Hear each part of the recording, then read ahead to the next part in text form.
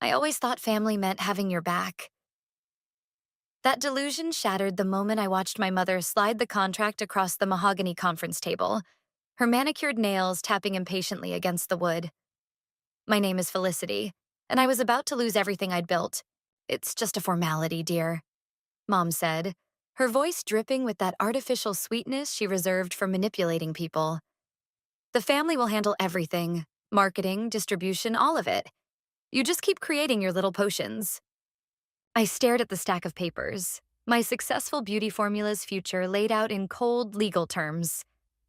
The conference room's floor-to-ceiling windows offered a view of downtown, but all I could see was my reflection. Tired eyes, messy bun, and the uncertainty written all over my face. I don't understand why we need this, I said, gripping my pen tightly. The line is already successful. We sold out 3 times last month. Dad cleared his throat, straightening his designer tie. Which is precisely why we need to protect the family's interests. You're not exactly business savvy, Felicity. Remember that failed boutique of yours? I was 19, Dad. Exactly our point, Peyton chimed in, my younger sister's smile not quite reaching her eyes. Let us handle the business side. You're good at creating products, but this is bigger than you now. The boutique comment stung. One failure from my teenage years, and they'd never let me forget it. Never mind that my natural skincare line had just been featured in Vogue, or that celebrities were raving about my vitamin C serum on Instagram. What exactly am I signing? I asked, flipping through the pages. Just transferring the rights to the family corporation, Mom said dismissively. We'll handle everything. You'll still get your share. Josue, my boyfriend at the time, squeezed my hand under the table. It sounds reasonable, babe. Your family knows what they're doing. I should have noticed how he'd been spending more time with my family lately, how Peyton's eyes lingered on him a second too long. But I was blind then, desperate for approval, for belonging. And if I don't sign? Dad's facade cracked slightly. Then you're on your own. No more family support, no more connections, no more doors opened for you. Is that what you want? The threat hung in the air like poison gas. I thought about all the times they'd helped me. The startup money, the introductions to retailers, the PR connections. But I also thought about the midnight hours perfecting my formula, the countless rejections before success, the tears and determination that were mine alone. You have 10 minutes, Mom announced, checking her Rolex. The lawyers have other appointments. Peyton leaned forward, her designer blazer immaculate. Come on, Fel, don't be difficult. This is what's best for everyone. I looked at each face around the table. Mom's impatience, Dad's stern authority, Peyton's barely concealed triumph, Josue's encouraging nod. My family, my support system, my supposed safety net. Where do I sign? I heard myself ask, my voice small and foreign to my own ears. The pen felt heavy as lead. With each signature, I felt pieces of myself falling away. 13 pages later, it was done. My creation, my success, my future, all signed away to the family corporation. Excellent, Mom beamed, gathering the papers efficiently. Legal will file these today. Dinner at the house on Sunday? I nodded numbly, watching them file out. Mom already on her phone, Dad discussing profit projections with Peyton, Josue lingering awkwardly. Want to grab lunch? He asked. I need to be alone, I managed, still staring at the empty space where the contract had been. After they left, I sat there for a long time, watching the sun set over the city. My phone buzzed with a text from Peyton. Thanks for not making this difficult. You did the right thing. The right thing. I laughed, a hollow sound in the empty conference room. I'd just handed over my life's work to people who'd never believed in me, who dismissed my dreams as frivolous until they proved profitable. As I gathered my things to leave, I caught my reflection again. Something had changed in my eyes, a hardness, a resolve I'd never seen before. I might have signed away my company, but they hadn't taken my knowledge, my skill, or my determination. They thought they'd won. They thought they'd put me in my place. The family dreamer finally brought to heel. But as I walked out of that conference room, one thought crystallized in my mind. This wasn't the end of my story. It was just the beginning. 3 months after signing away my company, I was living in a studio apartment above a Korean restaurant, surviving on waitressing tips and the lingering scent of bulgogi that permeated everything I owned. My family's fair share had turned out to be barely enough to cover 2 months' rent. The bell above the cafe door chimed as I wiped down tables during my morning shift. I looked up to see a familiar face I hadn't encountered in years. Felicity? The woman's voice was warm, professional. I thought that was you. Professor Gibson? I straightened up, suddenly conscious of my stained apron and messy ponytail. I mean, Emerson? She smiled, setting her designer bag on a nearby chair. I've been trying to track you down. You're not easy to find when you want to disappear. That was kind of the point, I said, continuing to wipe tables. I'm sure you've seen the news about my family's innovative new beauty line. I have. She pulled out a chair.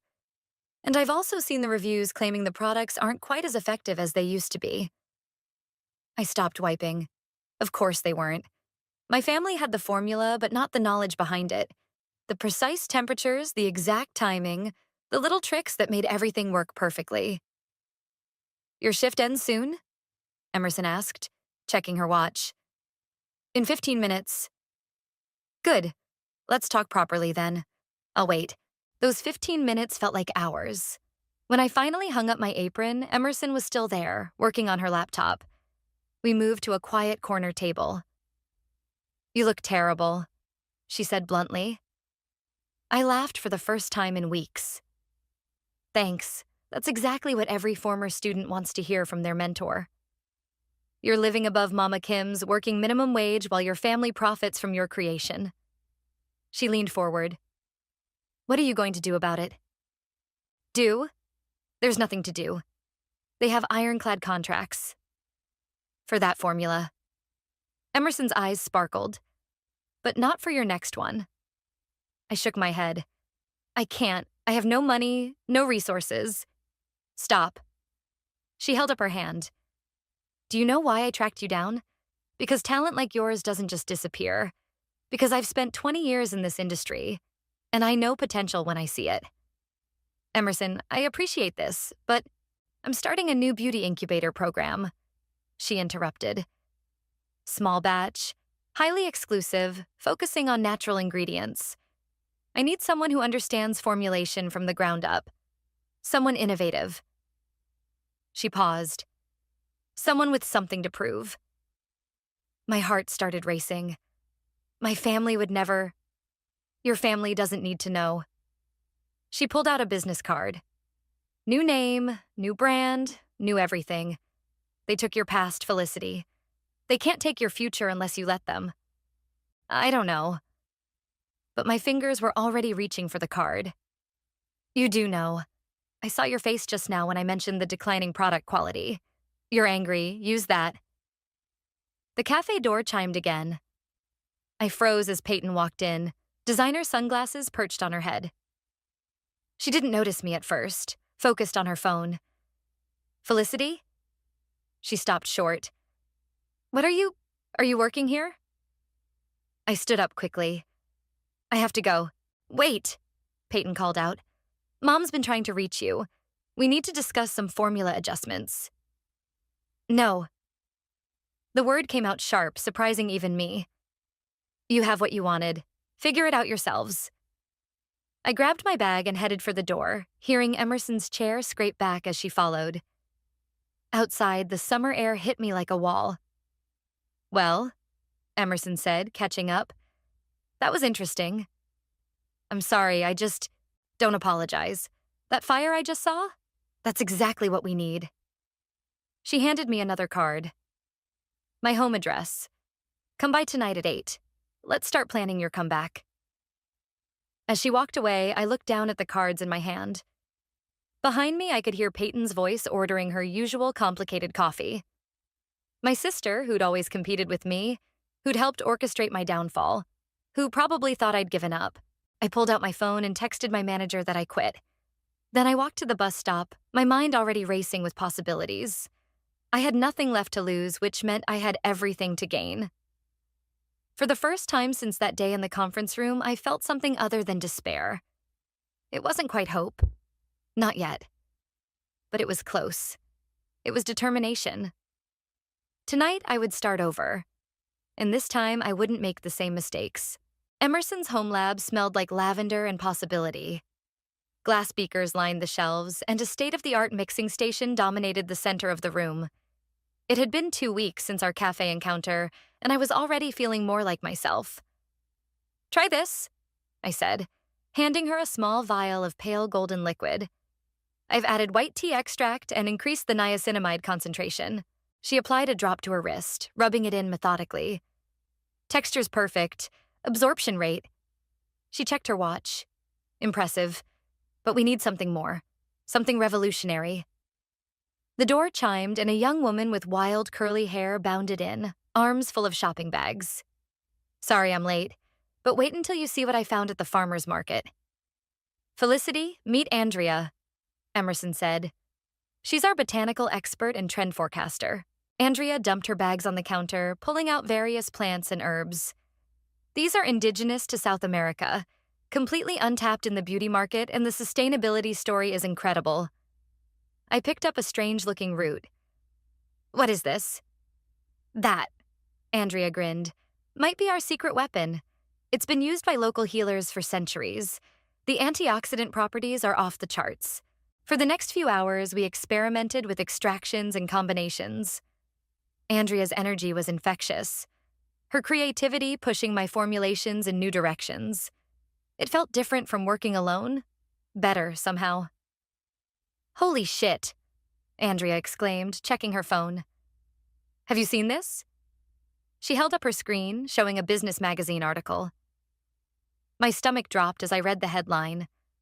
"Owens Beauty Line announces international expansion, family enterprise valued at $50 million. There was a photo of my family, Mom, Dad, and Peyton, cutting a ribbon at their new headquarters. My formula, my dream, their success. "They're struggling with production consistency," Emerson said quietly. "The market's noticing." "Good." I turned back to our samples. Let them struggle. Andrea looked between us, understanding dawning on her face. "Wait, Owen's Beauty. That was you?" I nodded, not meeting her eyes. To my surprise, she burst out laughing. "Oh, this is perfect.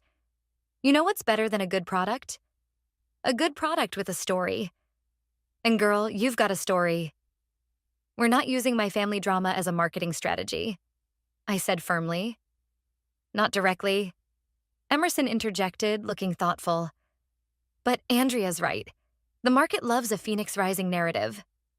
"Speaking of rising," Andrea said, holding up one of our test tubes. "This formulation is incredible. The way it brightens and firms. We could call it Phoenix Rising." I couldn't help but smile. "That's a bit on the nose, don't you think?" "Sometimes on the nose works." Emerson was already typing on her tablet. "We'll need to move fast. I have investors ready, but timing is everything." "How fast?" I asked. 3 months to launch, small batch, exclusive distribution, heavy social media presence." She looked up. "Can you handle that?" Before I could answer, my phone buzzed. A text from Josue. "Can we talk? I miss you." Andrea peeked at my screen. "Ex-boyfriend?" "Ex everything." I deleted the message without responding. "And yes, I can handle it. Let's do this." We worked late into the night, refining formulas and brainstorming ideas. Andrea's botanical knowledge, combined with my formulation experience, created something entirely new. Something better than anything I'd made before. Around midnight, Emerson ordered pizza, and we sat on her lab floor, surrounded by samples and empty coffee cups. "You know they'll try to stop you," Emerson said, wiping her hands on a napkin. "Let them try." I held up our latest sample to the light. "They have my old formula. This is something else entirely." "We should document everything," Andrea suggested. "Every step, every decision, every ingredient source. Make it bulletproof." "Already on it." Emerson pulled out a thick folder. I've had lawyers working on this since day one. They won't be able to touch us. Looking at these two women, one who'd believed in me enough to track me down, one who'd jumped into this project with complete enthusiasm, I felt something I hadn't experienced in months. Belonging. Tomorrow we start production trials, Emerson announced. Andrea, can you source larger quantities of those botanicals? Already made the calls. And Felicity. She paused. Are you ready for this to get real? I thought about my family's smiling faces in that magazine article, about the contracts I'd signed, about all the nights I'd cried myself to sleep above that Korean restaurant. I'm not just ready, I said, standing up and gathering our successful samples. I'm going to make them wish they'd never underestimated me. Andrea raised her pizza slice in a toast. To Phoenix Rising. We laughed and clinked our coffee cups together. But beneath the lighthearted moment, I felt steel in my spine. This wasn't just about creating a new product anymore. This was about justice. The headline on my tablet made me choke on my morning coffee. Beauty industry's rising star, Peyton Owens named 30 under 30. The accompanying photo showed my sister in our old lab, pretending to mix ingredients she'd never understood. Did you see this garbage? Andrea burst into the lab, waving her phone. She's taking credit for the formulation process. Of course she is. I set down my tablet. Peyton always wanted the spotlight. Now she has it. Not for long, Emerson said, entering with a stack of papers. Our first production run is ready. 10,000 units of Phoenix Rising serum, ready for testing. The past 2 months had been a blur of 18-hour days, endless formulation tweaks, and more caffeine than any human should consume. But we'd done it. Our serum was perfect, better than anything I'd created before. The influencer packages are ready to go out, Andrea said, pulling up a spreadsheet.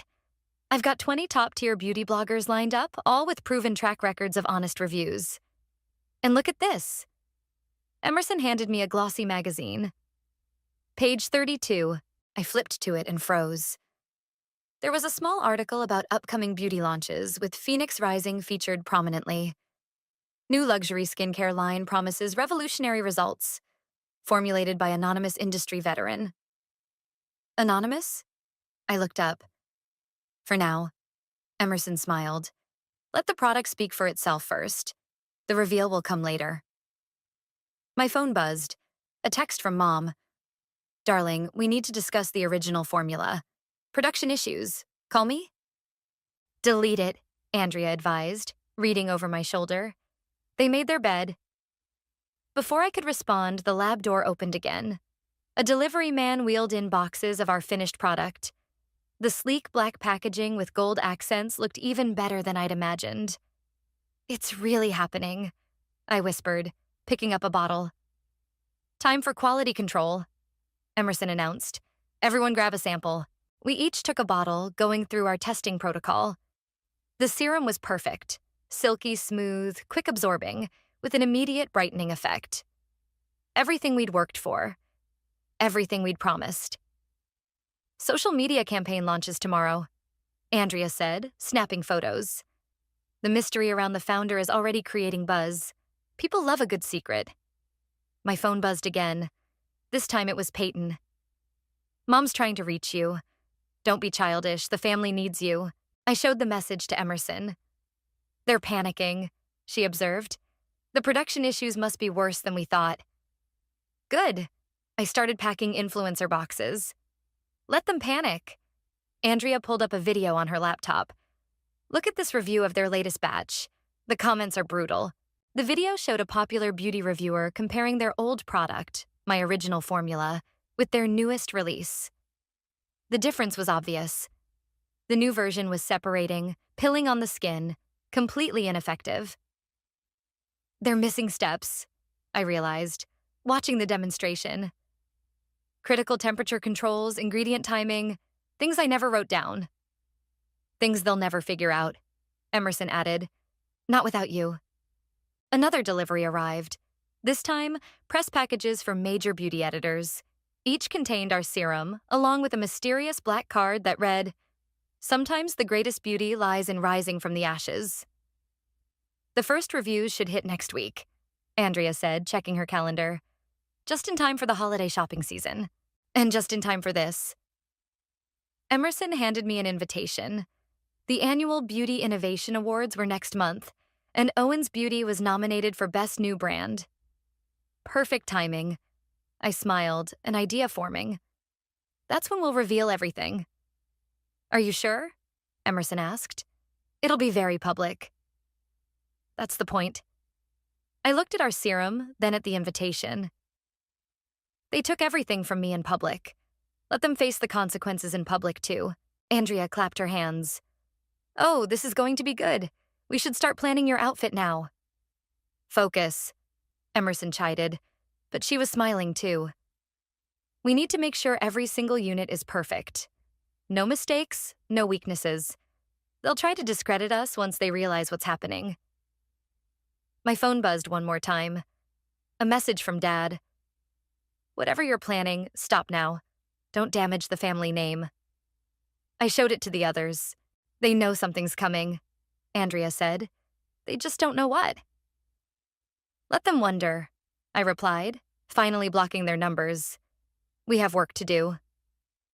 We spent the rest of the day checking and double-checking every detail. As the sun set, casting long shadows through the lab windows, I felt a calm certainty settle over me. In just a few weeks, everything would change. My family thought they'd written the end of my story. They were about to discover it was only the beginning of their nightmare. The first batch of Phoenix Rising sold out in 3 hours. I was in the lab monitoring our second production run when the door chimed. I looked up to see Josue standing there, as perfectly styled as ever. Hey, stranger, he said softly. You're looking good. I kept my hands steady on the mixing equipment. How did you find me? I have my ways. He moved closer, that familiar cologne bringing back unwanted memories. I saw the Beauty Innovation Awards nomination list. Figured you might be behind Phoenix Rising. What do you want, Josue? To apologize. He leaned against the lab bench. I should have stood up for you that day. I was a coward. You were worse than a coward. I carefully measured out ingredients. You knew what they were planning. I did. At least he had the decency to look ashamed. Your sister, she can be very persuasive. The measuring spoon clattered against the beaker. Are you sleeping with her? His silence was answer enough. Get out.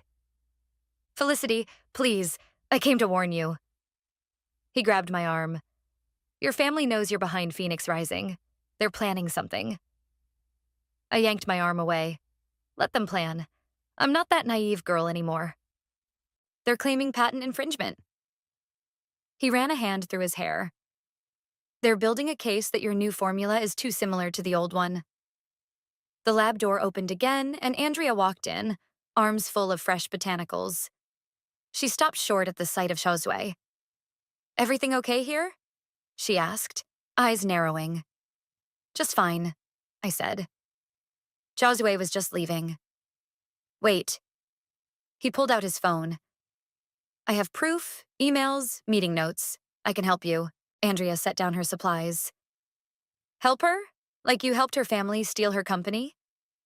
It's not that simple, he protested. Actually, it is. I turned back to my work. You chose your side. Now live with it.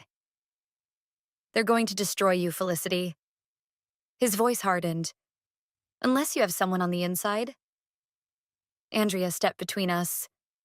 She has everything she needs. The door's that way. He hesitated, then placed a USB drive on the counter. My personal backup of everything. Use it or don't. He walked to the door, then turned. For what it's worth, I really am sorry. After he left, Andrea picked up the drive. Want me to throw this away? I stared at it for a long moment. No. Give it to Emerson's lawyers. If there's anything useful. Smart girl. Emerson appeared from her office. I heard everything. He's right about one thing. They are planning something. Let me guess, I said, checking the temperature gauge. Cease and desist letters arriving in 3, 2. The lab door opened again, this time revealing a courier with a thick envelope. We all burst out laughing. Right on cue, Andrea said, signing for the package. Emerson took the envelope and scanned its contents. Standard legal threats, nothing we haven't prepared for. She pulled out her phone. I'll have our lawyers respond. They're scared, Andrea observed, sorting through her botanicals. Our reviews are incredible and their sales are dropping. My phone pinged with a notification. Another beauty influencer had posted their review of Phoenix Rising. The comments were flooding in, all asking the same question. Who was behind this miracle product? 2 weeks until the award ceremony, Emerson reminded me. Are you ready for what comes next? I thought about Josue's warning, about my family's desperate attempts to maintain control. The USB drive sat on the counter, a reminder of all the betrayals that had led to this moment. More than ready. I picked up the drive. And now we might have exactly what we need to finish this. I'll have our tech team analyze it, Emerson said, taking the drive. If there's anything incriminating, there will be, I said confidently. My family never thought Josue would turn on them. They wouldn't have been careful. Andrea started laying out ingredients for our next batch. Speaking of careful, we need to increase production. The waitlist is getting crazy. I nodded, focusing on the task at hand. Success was the best revenge, and right now we were succeeding beyond my wildest dreams. One more thing, Emerson said, pausing at her office door. The award ceremony. They'll all be there. Your family, Josue, everyone who betrayed you. Good. I smiled, measuring out our signature botanical blend. I want them to have front row seats when their world falls apart. Andrea high-fived me. Now that's the spirit. As we worked through the afternoon, I felt stronger than ever. Josue's visit had shaken me, but not in the way he'd intended. Instead of fear, I felt validation. They were scared enough to send him, scared enough to threaten legal action. And they should be scared. Because in 2 weeks, I wasn't just going to reveal myself. I was going to reveal everything. The Beauty Innovation Awards ceremony buzzed with industry elite. Camera flashes popped as I stepped out of the limousine, my gold dress catching the light. Nobody recognized me yet. I was just another face in the crowd. Ready? Andrea squeezed my hand, resplendent in emerald green. Born ready. I adjusted my clutch, which contained a USB drive loaded with evidence from Josue's files. Is everything set? Presentation's queued up, she confirmed. Emerson's inside with the tech team. We entered the grand ballroom, and I immediately spotted my family at their reserved table near the stage. Mom in her signature pearls, Dad looking smug, and Peyton practically preening in a red designer gown. They had no idea what was coming. There's your ex, Andrea whispered, nodding toward Josue, who sat beside Peyton. He caught my eye and paled visibly.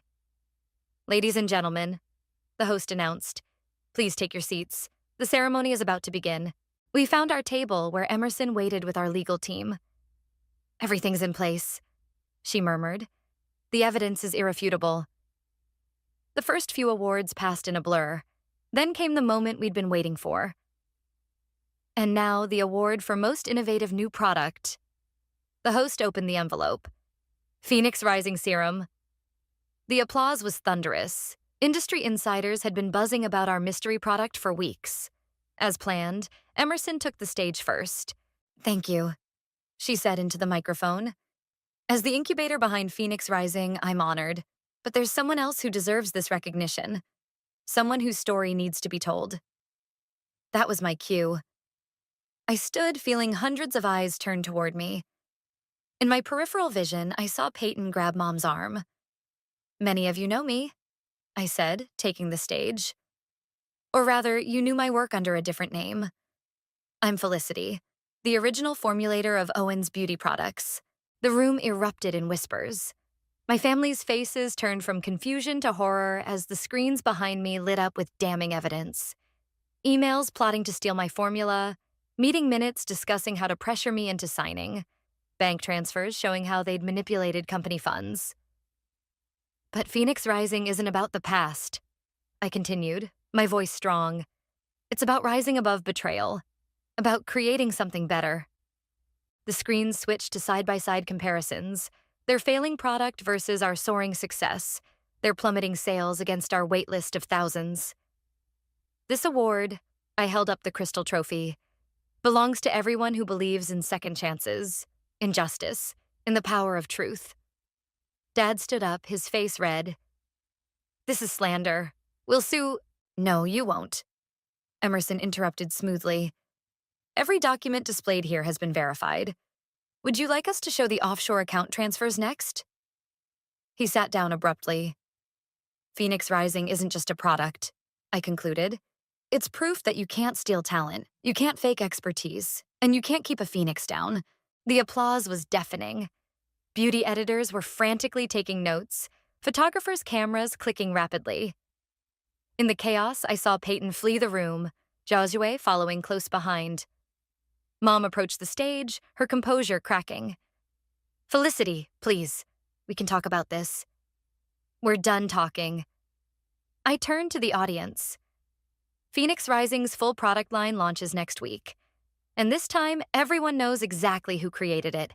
The next hour was a whirlwind of interviews, congratulations, and industry leaders pressing their cards into my hands.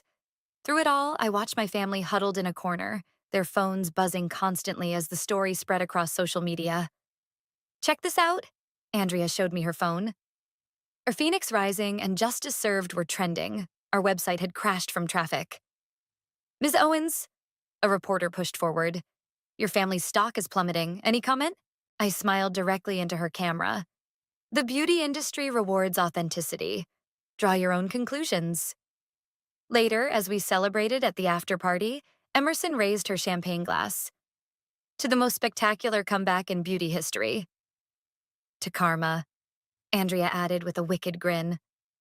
I watched through the window as my family's car sped away from the venue, their carefully constructed empire crumbling in real time.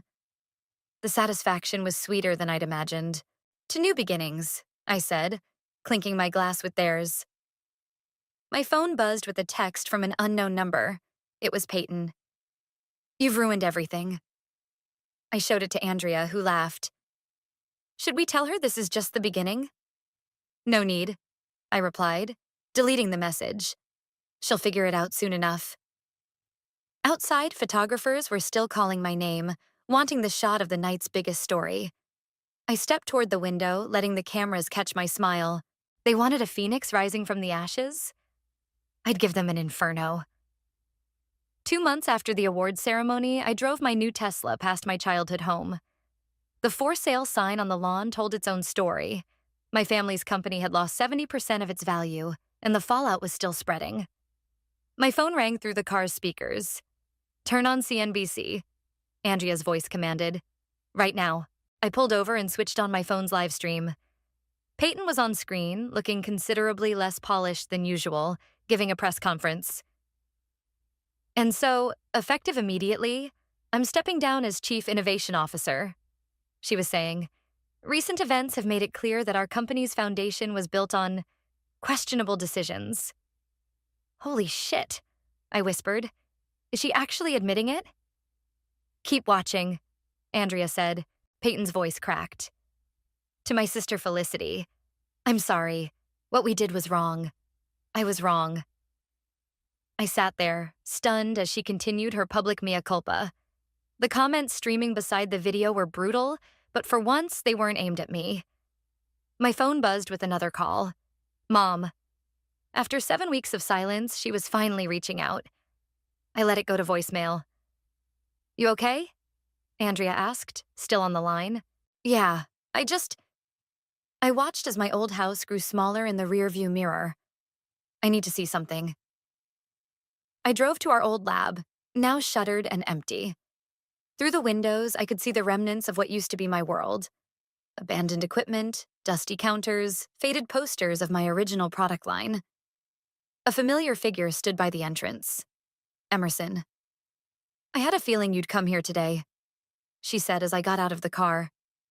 Did you see Peyton's press conference? She nodded. Quite the performance, though I suspect the board forced her hand. They did. I showed her a text from Josue. Board gave her an ultimatum: resign and confess or face criminal charges. Speaking of criminal charges, Emerson pulled out a tablet. Our lawyers found something interesting in those offshore accounts. Your father. Stop. I held up my hand. I don't want to know. Let the authorities handle it. A black SUV pulled into the parking lot. Mom stepped out, looking older than I remembered. Felicity, she called out. Please, can we talk? Emerson squeezed my arm. Want me to stay? I shook my head. I've got this. Mom approached slowly, her designer handbag hanging awkwardly at her side. I saw your new billboard on the highway. It's beautiful. What do you want, Mom? To apologize. She fumbled in her bag, pulling out a familiar notebook. I found your original formulation journal, the one you kept in high school when you first started experimenting. I stared at the worn cover, remembering all the late nights spent scribbling ideas, dreaming of success. You were always so talented, she continued, but we were so focused on the family legacy, on maintaining control. We forgot about you, the real you. Forgot? I laughed bitterly. You didn't forget. You deliberately pushed me aside, stole my work, and tried to destroy my second chance. I know. Tears smudged her perfect makeup. And now we're losing everything. The house, the company. Your father might face charges. That's not my problem. No, it's not. She held out the notebook. But this belongs to you. It always did. I took the journal, its pages filled with my teenage dreams. Is this supposed to make everything okay? Nothing will make it okay. She wiped her eyes. But maybe someday we can try to be better, to do better. My phone buzzed. Andrea sending a screenshot of Phoenix Rising's latest sales figures. We just hit 8 figures in monthly revenue. I have to go, I said, turning away. We're launching our new line next week. I know, I've seen the previews. She managed a weak smile. It looks incredible. You've really risen above all this. I got back in my car, placing the old notebook on the passenger seat. In the rearview mirror, I watched my mother standing alone in front of the failed business she'd helped destroy. Emerson tapped on my window. Still on for dinner? Andrea's got the marketing team coming to present the holiday campaign. Yeah, I started the engine. But first, I need to make a stop. I drove to the local women's shelter, the same one I'd volunteered at during college. Inside, I handed the director an envelope. What's this? She asked. A grant, I explained. To start a business training program for women starting over. Sometimes people need a second chance. And someone to believe in them. As I drove to dinner, my old notebook sitting beside me, I felt lighter somehow. Success was the best revenge, true. But maybe there was something even better than revenge. Maybe it was showing others how to rise from their own ashes. The Phoenix Rising headquarters buzzed with energy as I walked through the lab, now 10 times larger than where we started. Andrea was training our newest chemist, while Emerson conducted a virtual meeting with our European distributors. Ready for the big reveal? Andrea called out, setting down her pipette. As ready as I'll ever be. I smoothed down my blazer, checking my reflection in the lab window. Today wasn't just another product launch. Today was different. The Rising Stars program was about to change everything. Not just for me, but for others who needed their own second chances. The conference room was packed with press, industry leaders, and most importantly, the first class of Rising Stars participants. 20 women, each with their own story of starting over. Ladies and gentlemen, Emerson began. 2 years ago, Phoenix Rising emerged from betrayal to become one of beauty's biggest success stories. Today, we're not here to talk about products. We're here to talk about people. I took the podium, facing the crowd. Success means nothing if we don't lift others up. Each woman in our first Rising Stars class has a dream and the talent to achieve it. What they needed was what I once needed. Someone to believe in them. The screens behind me showed their faces, their stories. A domestic violence survivor with a revolutionary skincare concept, a former addict who'd developed natural healing remedies, a single mom with a game-changing hair care formula. Phoenix Rising isn't just providing funding, I continued. We're providing complete mentorship, lab access, legal protection, and distribution channels. These women aren't just getting a chance. They're getting everything they need to soar. Movement at the back of the room caught my eye. Peyton slipped in, looking different than I remembered. Simpler, more genuine somehow. She gave me a small nod. But there's one more announcement, I said. Starting today, Phoenix Rising is establishing the Fresh Start Foundation, $100 million dedicated to helping women rebuild their lives through entrepreneurship. The room erupted in applause. As cameras flashed, I watched our first class of rising stars hugging each other, tears streaming down their faces. This was what real success looked like. After the presentation, Peyton approached me. "That was incredible," she said softly. "Dad's going to prison, you know." I heard. The news had broken that morning. 5 years for fraud and tax evasion. Mom's selling her jewelry to pay the legal fees. Peyton twisted her now bare fingers. "I'm working at a department store cosmetics counter. It's humbling." Good. I met her eyes. Humbling can be healthy.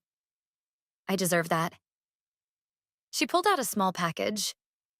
"I found this in my old things. Thought you might want it back." Inside was a faded photo. Teenage me in our first makeshift lab, mixing ingredients in Mom's kitchen bowls, Peyton watching admiringly from the doorway. "Remember how you used to let me test everything first?" she asked. "Before Mom and Dad got involved. Before I got greedy." "Stop." I held up my hand. "The past is done."